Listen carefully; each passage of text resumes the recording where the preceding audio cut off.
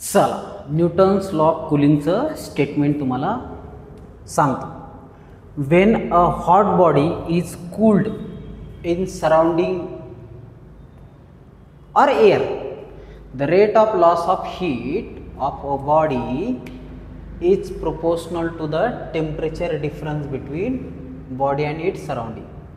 तर बघा rate of heat loss जो आहे तो कशाच्या प्रोपोर्शनमध्ये आहे? Temperature difference between body and surrounding.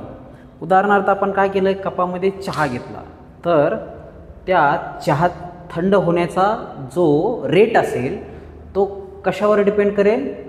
The temperature of that T and temperature of surrounding याचा जो डिफरन्स आहे त्याच्या प्रोपोर्शनलमध्ये असेल. तर यालाच काय म्हणायचं आहे? Newton's law of cooling. यालाच काय म्हणायचं आहे? Newton's law of cooling. चल राईट डाऊन.